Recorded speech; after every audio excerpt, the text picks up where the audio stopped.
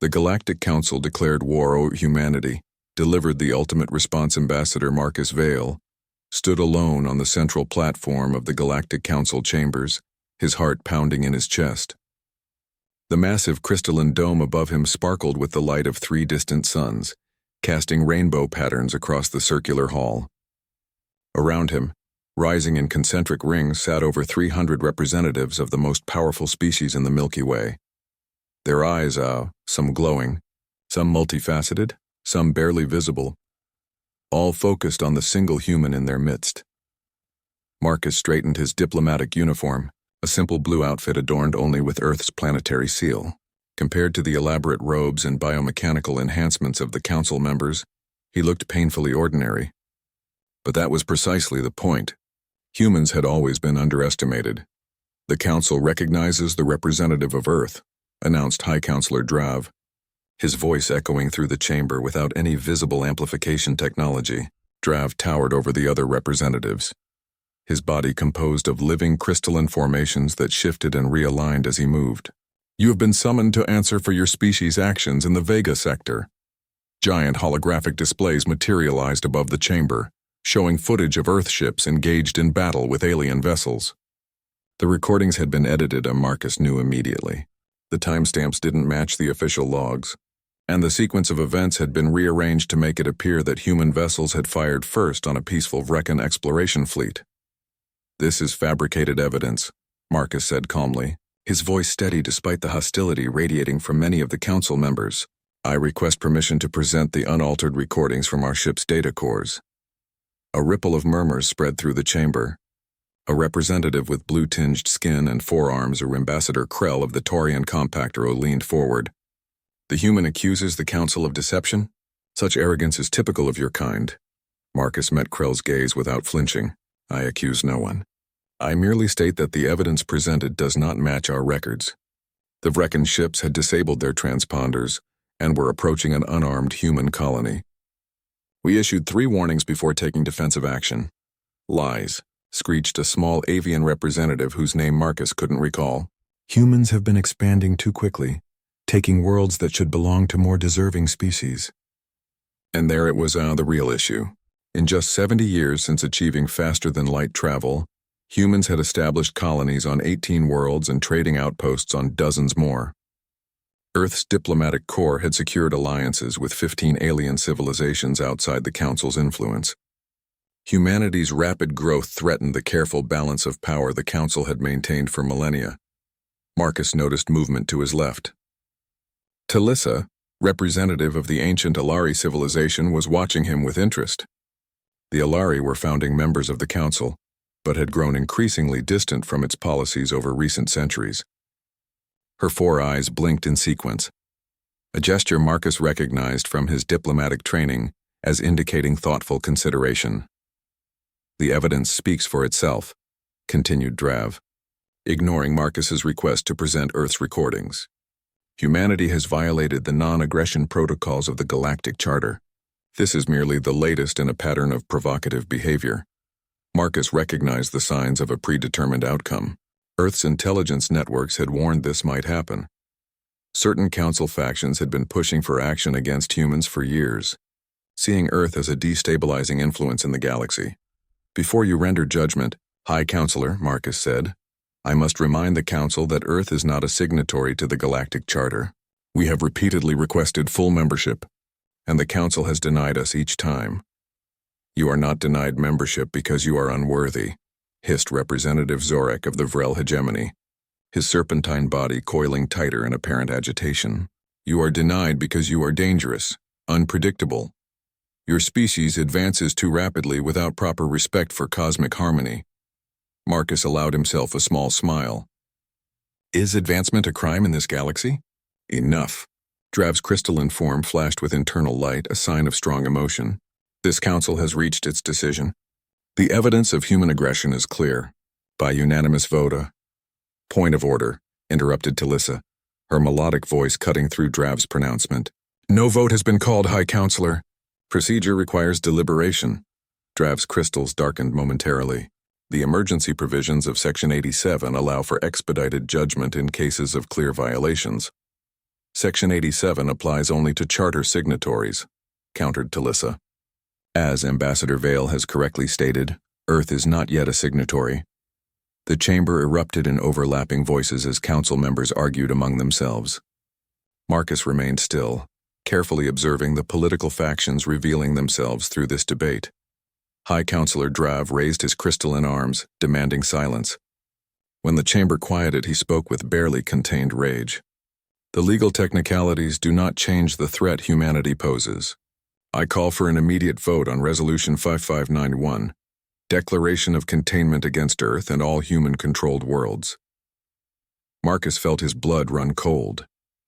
Containment was the Council's euphemism for military action, a blockade at minimum, orbital bombardment at worst. Before he could protest, the Council's voting system activated. Holographic interfaces appeared before each representative. Marcus watched helplessly as the votes were tallied in real time on the chamber's main display. For containment, 278 against, 22 abstaining, 14.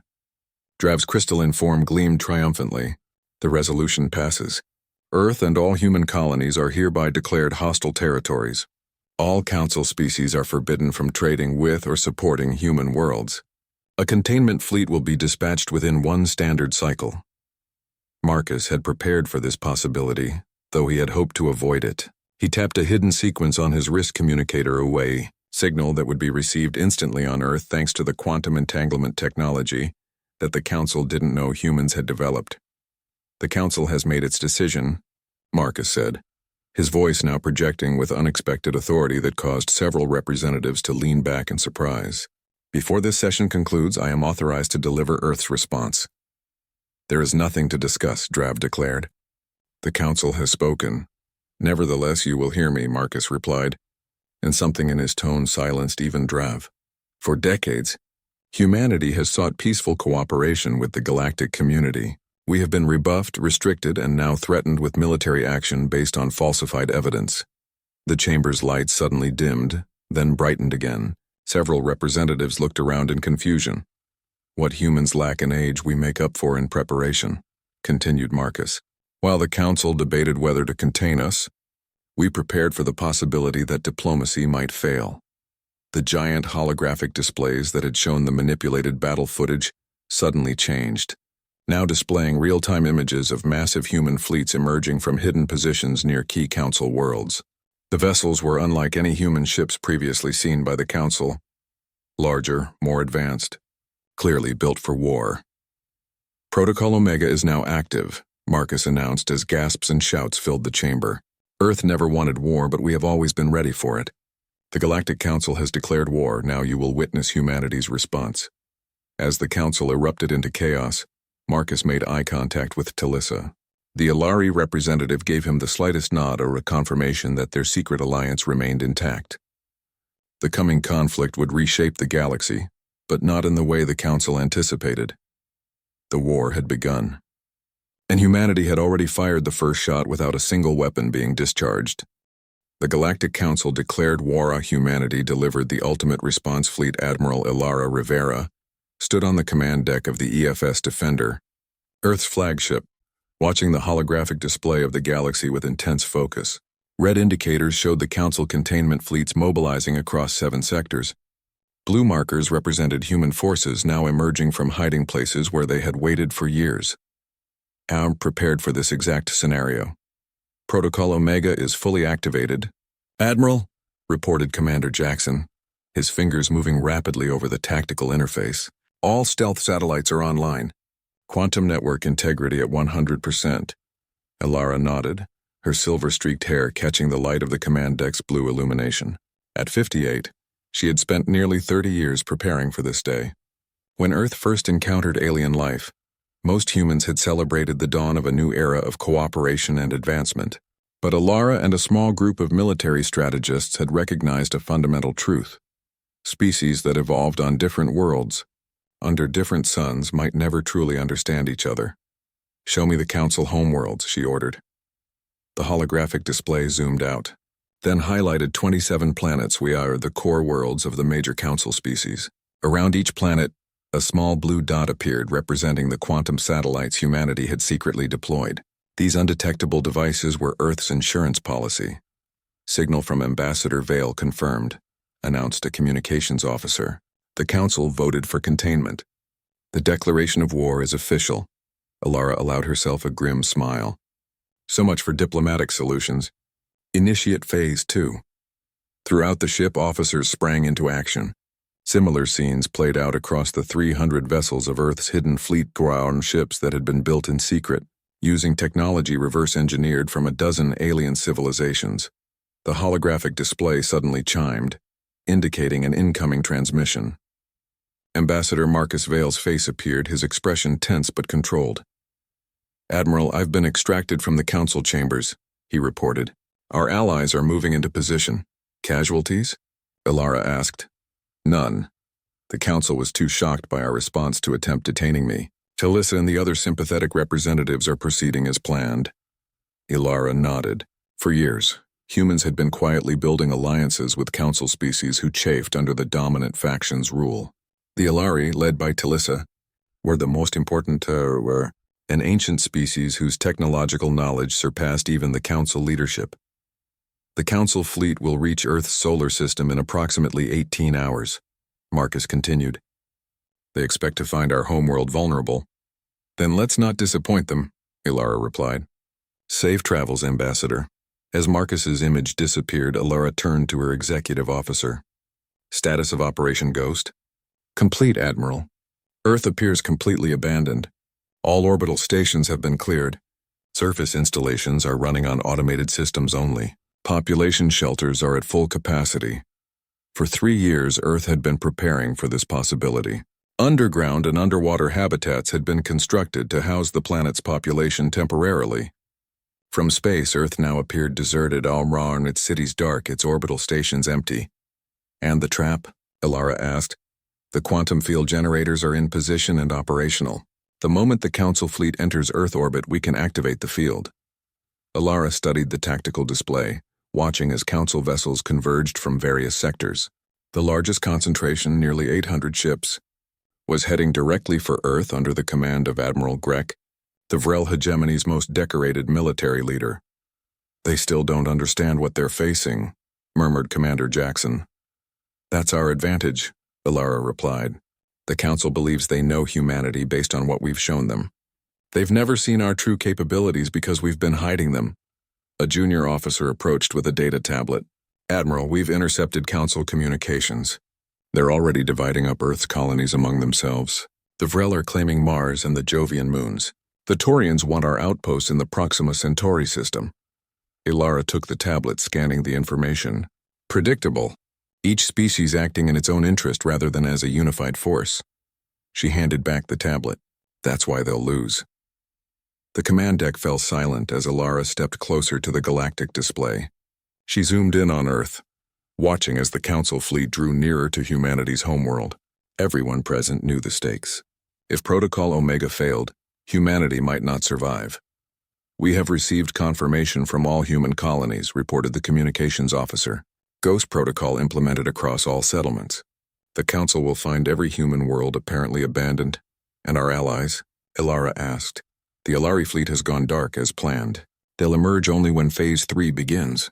The Corellan resistance is standing by on their homeworld. The Proxians have disabled the Council's early warning system in their sector." Alara nodded, satisfied. "Humanity never wanted to stand alone in this galaxy.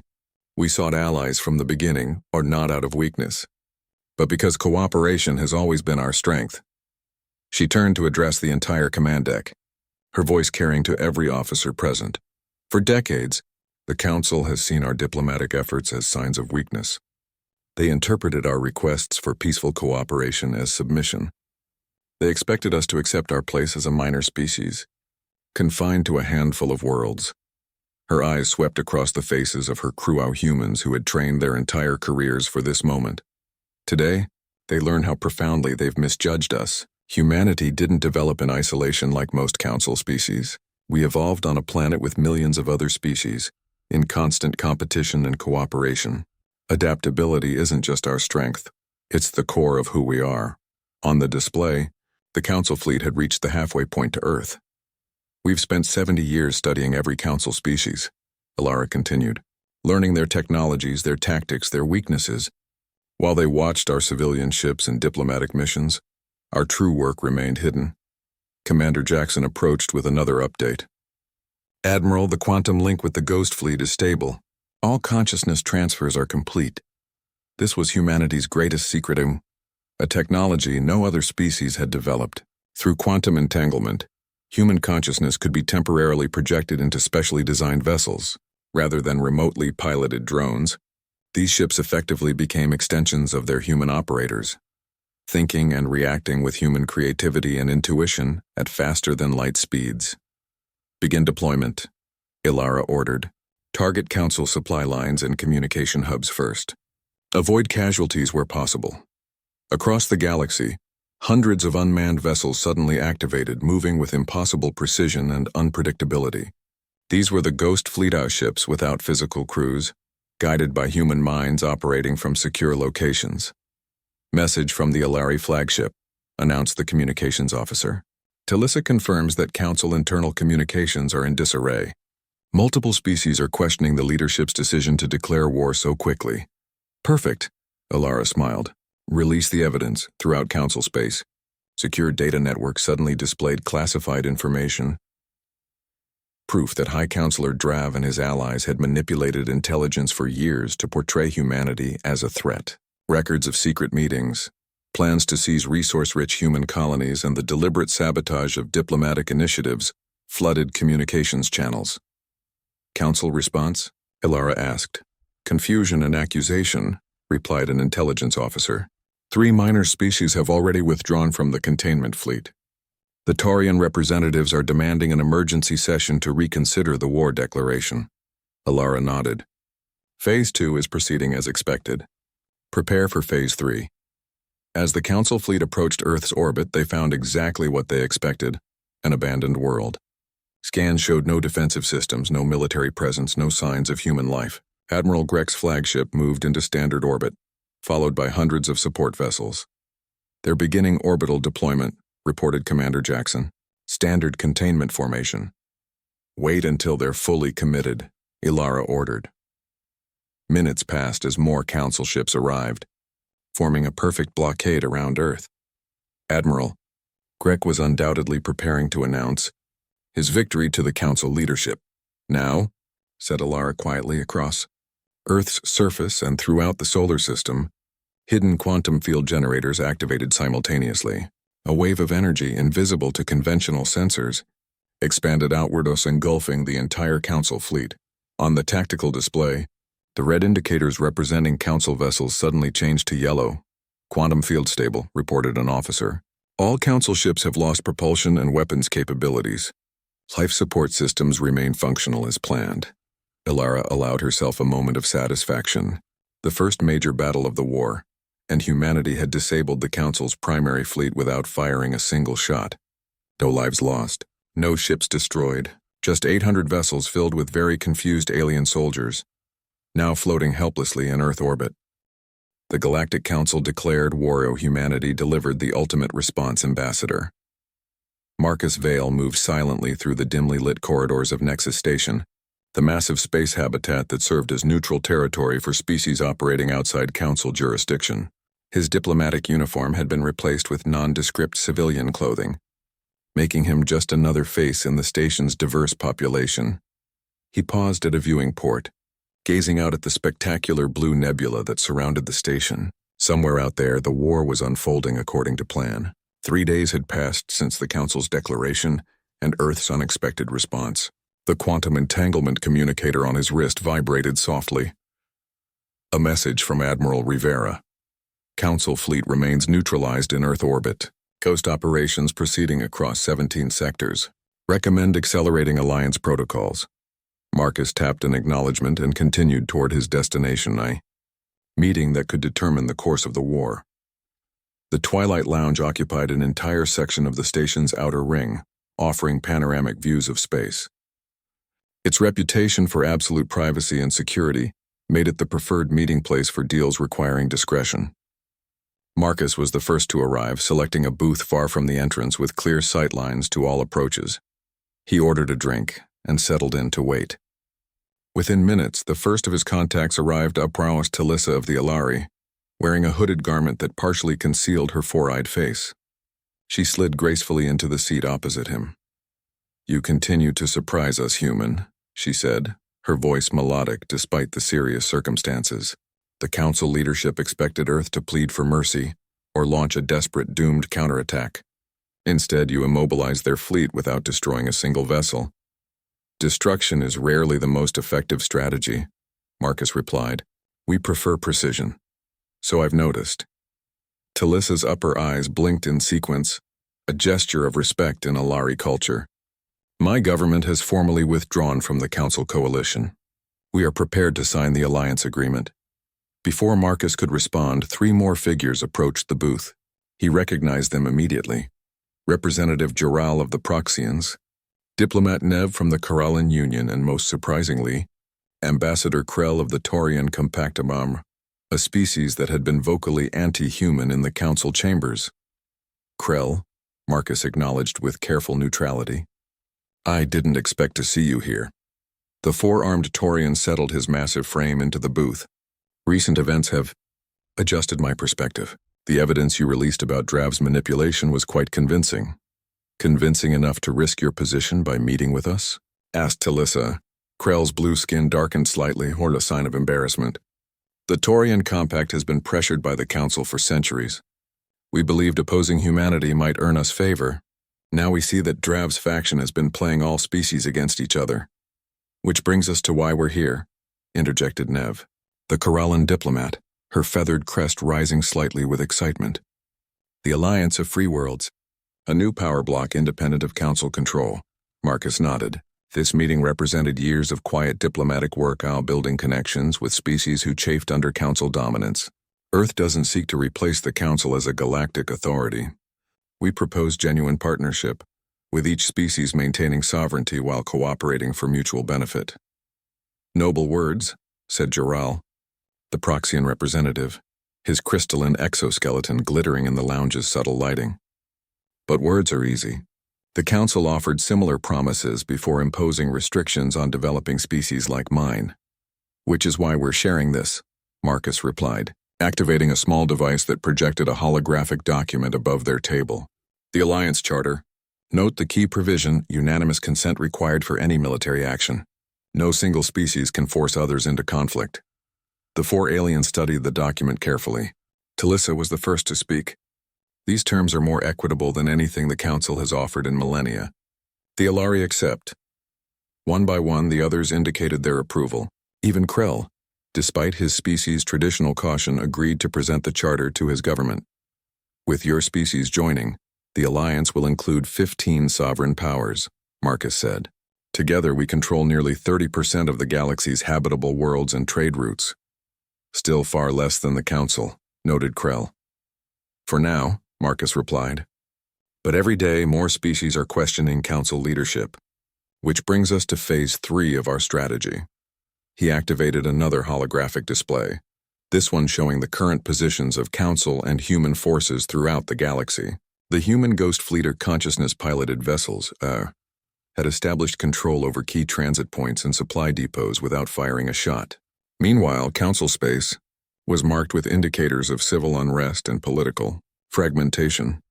"The Council has always maintained power through military strength and control of essential resources," Marcus explained. "We've temporarily neutralized both advantages. Now we exploit the divisions within their ranks." "How?" asked Nev. "By offering an alternative to war," Marcus said simply. "In 6 hours, Admiral Rivera will contact every Council member species with an unprecedented proposal. The immobilized Council fleet at Earth will be released from Harmdar with a single condition. The Council must hold an emergency session with representatives from all species, including non-members." "Drav will never agree," Krell protested. "He won't have to," Talissa interjected, her four eyes gleaming with understanding. With the evidence of his corruption now public, many Council representatives are already calling for his removal. If he refuses this reasonable offer, he'll lose whatever support remains. "Precisely," Marcus confirmed. And at this emergency session, Earth will reveal the full extent of the Council leadership's deceptions alongside our proposal for a restructured galactic governance system, where power is distributed more equally. What if the Council refuses? Asked Joral. Marcus's expression hardened slightly. Then they will learn that what they've seen of human capabilities thus far has been intentionally limited. We've disabled their fleet and disrupted their operations without taking a single life. That restraint is a choice, not a limitation. The booth fell silent as the implications sank in. Finally, Talissa spoke. I've studied human history extensively since your species joined the galactic community. You are capable of terrible destruction when threatened, and remarkable creation when given the chance to flourish, Marcus countered. We prefer the latter. Their meeting concluded with a formal, if discreet, signing of the Alliance Charter. As his new allies departed separately to avoid attracting attention, Marcus remained at the booth, watching the swirling nebula outside. His communicator vibrated again. Another message from Admiral Rivera, Phase 3 approved by Earth Command. Special Operator Thomas Reeve standing by for consciousness transfer to demonstration vessel. Marcus felt a surge of both pride and apprehension. The next stage would reveal humanity's most closely guarded technological breakthrough, or direct consciousness interface with machines. The capability had been discovered accidentally during experiments with quantum entanglement communications, when a test pilot's mind had momentarily merged with her ship's systems. Years of research had refined the process, allowing specially trained operators to transfer their consciousness into vessels designed for the purpose. The experience was reportedly extraordinary. The human mind expanded to inhabit a ship's sensors and systems, perceiving space in ways impossible for biological senses. The technology represented an evolutionary leap that the Council's rigid thinking couldn't comprehend. While other species focused on building bigger weapons and stronger hulls, humanity had discovered that the mind itself could transcend biological limitations. Marcus finished his drink and stood to leave. As he made his way back through the station corridors, he passed aliens of dozens of species. Many watched him with newfound wariness or respect. News of Earth's response to the Council's war declaration had spread rapidly, transforming humanity's reputation from upstart newcomers to formidable strategists. Little did they know that the most significant revelation was yet to come. Aboard the EFS Defender, Admiral Rivera supervised final preparations for the consciousness transfer demonstration. Lieutenant Thomas Reeve, one of Earth's most skilled consciousness operators, lay in a specialized chamber connected to a quantum interface. All systems nominal, reported the medical officer monitoring Reeve's vital signs. Neural pattern stable, quantum link established with the demonstration vessel.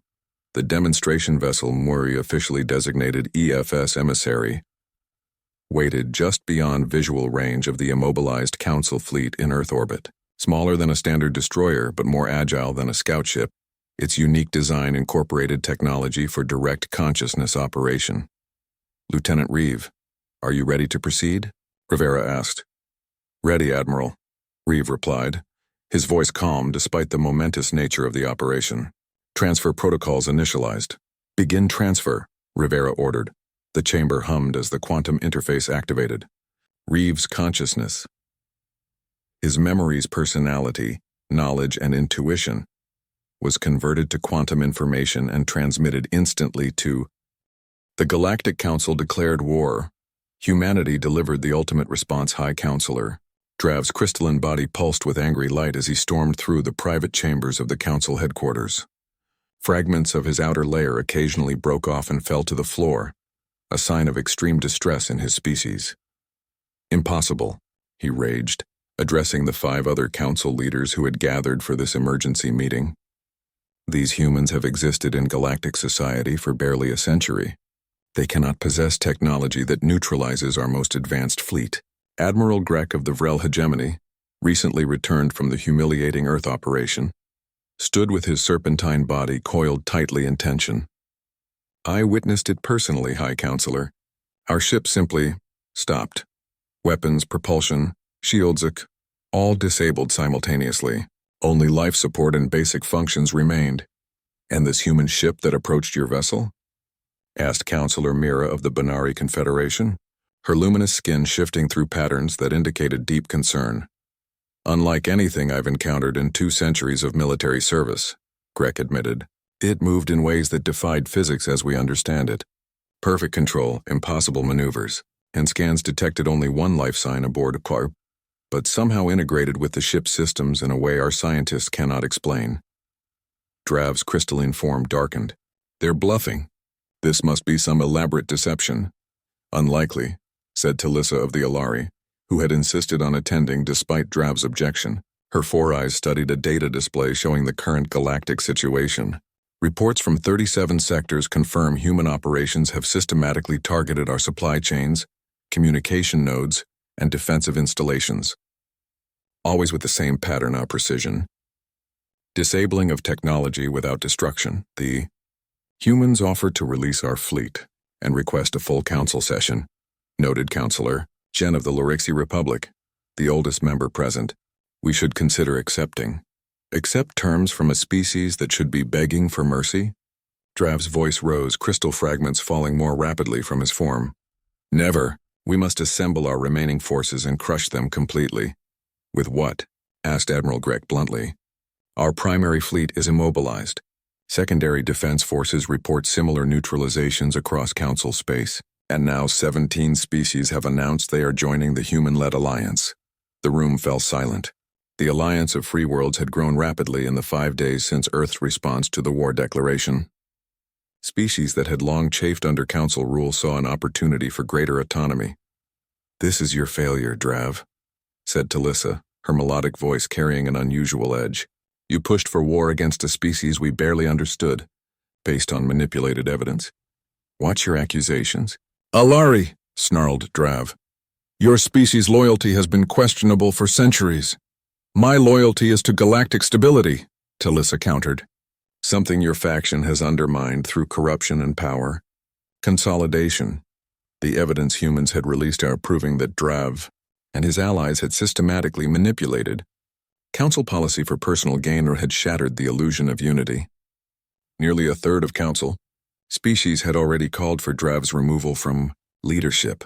We have no choice but to negotiate, said Counselor Jen. The humans have demonstrated they could have destroyed our fleet. Instead, they disabled it without casualties. That shows restraint we should acknowledge. Drav's crystalline form pulsed with such intense light that others had to shield their eyes. You suggest surrendering to a primitive species that has existed for a cosmic eye blink? I would rather... He was interrupted by the chamber's alert system. A holographic display activated, showing a face familiar to all present IRE Ambassador Marcus Vale of Earth. Greetings, Council leaders, Marcus said calmly. I apologize for this unscheduled communication, but time is of the essence. How dare you access this secure channel? Drav thundered. Marcus smiled slightly. There are few truly secure systems in this galaxy, High Counselor, particularly when they're built on technology your species acquired rather than developed. Before Drav could respond, Marcus continued. I'm contacting you because we've detected unusual energy signatures from beneath the Council Citadel. Our analysis suggests activation of what your ancient records call the Sundering Key. The chamber went completely silent. The Sundering Key was the Council's most closely guarded secret, a weapon of last resort, hidden beneath the Citadel for millennia. This is absurd, Drav said, but his voice lacked conviction. The key is a myth. Both you and I know that's not true, Marcus replied. Our sensors indicate initialization sequences have begun. I presume this was not authorized by the full Council. All eyes turned to Drav, whose crystalline form had gone unnaturally still. You would destroy us all rather than accept change? Asked Jen, his ancient voice trembling. The key will only target quantum technologies, Drav said defensively. It will neutralize the humans' advantage and restore natural order. At what cost? Demanded Talissa. The key disrupts all quantum connections, including those that sustain life on dozens of worlds, dependent on quantum-stabilized environments. Marcus's expression remained composed. We anticipated this possibility. Admiral Rivera sends a message. Look to your skies. The chamber's view screen automatically shifted to an exterior view of the Citadel planet. Above the atmosphere, a massive human vessel had appeared, unlike any ship previously seen. Its hull shimmered with impossible energy patterns. The EFS reconciliation, Marcus explained. our most advanced vessel designed specifically to counteract quantum disruption weapons. If the Sundering Key activates, this ship will contain and neutralize its effects. Impossible, whispered Grek. No technology could contain the key's energy cascade. No conventional technology, Marcus corrected. But we don't rely solely on conventional approaches. A new hologram appeared beside Marcusa, Admiral Alara Rivera. Counselors, she greeted them. The vessel you see is operated by 300 of our most skilled consciousness pilots, working in perfect harmony. Their combined awareness extends through quantum dimensions your sciences have yet to explore. This is your final deception, Drav declared, but uncertainty had crept into his voice. I suggest you check the key's containment chamber, Marcus said simply. Counselor Jen activated a secure terminal, entering an ancient access code. The display showed the Sundering Key's vault, where a team of humans in specialized suits was already working alongside Alari technicians to safely deactivate the weapon. How? Drav began, his crystalline form beginning to fracture under stress. The key's location has never been changed in 15,000 years, Talissa explained, and its security systems were designed before quantum encryption existed. Once we knew what to look for, finding it was simple. You've been working with them? Drav accused, fragments of his body now falling rapidly. Many of us have, confirmed Counselor Mira. Since you forced through the war declaration, 28 Council species have shared intelligence with Earth. Your corruption left us no choice. Drav lunged toward the control panel, perhaps hoping to trigger some final protocol, but Admiral Grek moved with serpentine speed to restrain him. Enough, Drav, the Admiral hissed. You've led us to the brink of destruction. Marcus watched these developments with measured satisfaction. The emergency council session will begin in 6 hours. Earth will present evidence of Drav's crimes, along with our proposal for reformed galactic governance. All species or council members and non-members alike are invited to participate. And our fleet? Asked Grek. Being released as we speak, Rivera answered. Your crews are unharmed, though they may be somewhat disoriented. The quantum field's effects are temporary. As the human representatives' holograms disappeared, the council chamber erupted in urgent discussion. Drav was placed under guard, his crystalline form now so fractured that he could barely speak. 6 hours later, the great chamber of the Galactic Council had never been so full. Representatives from over 400 species filled the tiered seating War Council members and non-members alike. The atmosphere crackled with tension and anticipation. Marcus Vale stood again on the central platform where, just days earlier, he had faced the Council's war declaration. Now he faced a very different audience, one eager to understand how humanity had so completely outmaneuvered the galaxy's ruling power. Representatives of the galaxy's diverse civilizations, he began, his voice carrying clearly through the vast chamber. We gather at a pivotal moment in our shared history. The recent conflict between Earth and the Council presents not just challenges, but unprecedented opportunities. Holographic displays activated around the chamber, showing footage from the neutralized Council fleet, the disabled Sundering Key, and the activities of the human ghost fleet throughout Council space. Humanity entered galactic society just 70 years ago, Marcus continued. We were met with restriction, suspicion, and eventually unprovoked aggression. Yet our response was not to destroy, but to disable, not to conquer, but to connect. He gestured to the representatives of the Alliance of Free Worlds, now numbering 37 species. Together with like-minded civilizations, we propose a new framework for galactic cooperation, one based on mutual respect rather than centralized control. The Galactic Council declared war. Humanity delivered the ultimate response. The ancient Hall of Concord gleamed under the light of 3 moons visible through its transparent dome. Unlike the imposing hierarchical design of the old council chambers, this new meeting place had been constructed with a circular layout, every seat positioned with equal prominence. Representatives from 217 spacefaring civilizations filled the hall, with thousands more participating virtually from across the galaxy. 1 year had passed since the Council's declaration of war against humanity and Earth's unexpected response. In that time, the galaxy had transformed more rapidly than in the previous millennium. Admiral Ilara Rivera, now serving as Earth's representative to the newly formed Galactic Confederation, stood at the center of the hall. Her military uniform had been replaced with formal diplomatic attire, though the confident bearing of a fleet commander remained. "The first anniversary of the Concordat marks a moment for reflection," she began, her voice carrying clearly throughout the chamber. "1 year ago, we gathered as former adversaries to sign a new compact for galactic governance. Today, we meet as partners in an unprecedented era of cooperation." Holographic displays activated around the hall, showing statistics that even the most optimistic planners hadn't anticipated. Interspecies trade had increased by 218%. Scientific breakthroughs from collaborative research numbered in the thousands. 76 formerly isolated species had been welcomed into the galactic community. "The transition has not been without challenges," Ilara acknowledged. "Change rarely comes easily, especially to civilizations accustomed to millennia of stability. Yet we have accomplished together what none could have achieved alone." From her seat in the inner circle, Talissa of the Ilari nodded in agreement.